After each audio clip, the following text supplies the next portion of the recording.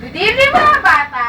Good evening, Ate Rose! Gusto niyo bang masama kayo ng iba't ibang klase ng stories? Opo! Ikaw, AC, ano gusto mong basa ko sa'yo dito? Snow White. Anong basa dito? Ang dalawang palaka.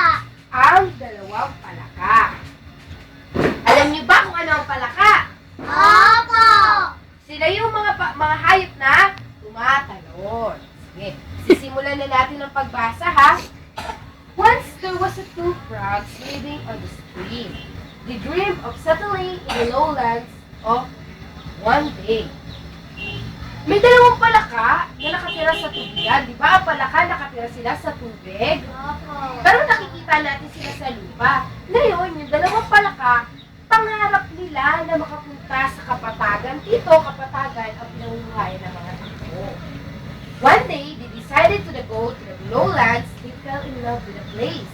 They strolled on the place all day. On their way home, they passed by a well. They wanted to find out what's inside, but it was already late. Ngayon, nung nakapunta na sa kapatagan ng dalawang palaka, nagustuhan nila yung place. Gusto nila. At inikot nila ang buong patag. Ngayon, habang papunta na sila pa uwi, may nakita silang well. Alam niyo ba yung well? Yung balon? Opo. Yung kinukuhaan ng tubig. Kaya lang, masyado ng gabi. Their chieftain got mad when they learned that they went to the lowlands. He wanted them not to go back or they will be sorry. The two frogs did not listen. They went back to the lowlands and they visited the well. They wanted to find out what is in there. Ngayon, nakita sila nung pinakahari. Sabi nung pinakahari, walang babalik doon. O kung hindi, lagot kayo. Ngunit yung dalawang palaka, hindi sila nakinig. Patuloy sila pumunta doon sa balon. Pinuntahan nila ang balon. Ngayon, gusto talaga nilang malaman kung anong meron sa balon. The other frog jumped on the well. They were shocked and find out there was nothing inside.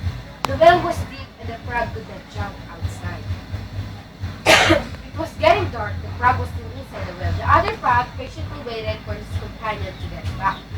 Ngayon, sa palaka, sobrang gusto niya makita kung ano yung nasa well, tumalon ngayon siya. At pagtalon niya, hindi na siya ulit makatalon sa sobrang lalim. Ngayon, di ba, dalawa sila. Isa nasa loob ng balon, yung isa naghihintay sa kanya. Naghihintay kung kailan siya lalabas. They got lucky. A man fetched water from the well, the frog held on a pail. The man was surprised to find a frog on the pail. The man called help. Moments later, they were already running for two frogs.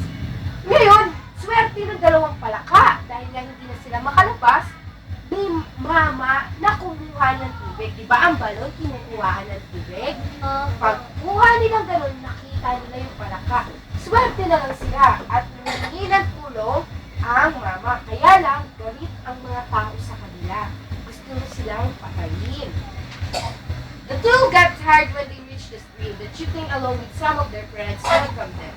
Ngayon, buti na lang, mabilis ang talon ng palaka at nakalayo sila sa mga taong galit sa kanila. Ngayon, winelcome pa rin sila ng parang chieftain nila, ng hari nila. They told them what happened. The two frogs asked for forgiveness and the chieftain disobeyed them. The two were punished. Ngayon, na ang katapusan ng kwento, yung dalawang palaka, humingi sila ng sorry dun sa pinakahari nila. Pinatawad naman sila.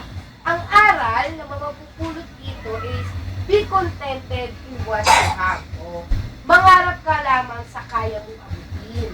Siguro, sa sobrang, tsaka kailangan, makikinig tayo.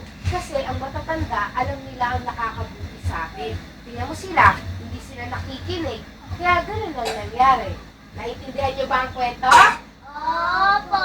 Tapos na ang kwento ng The Two Frogs o ang dalawang palaka.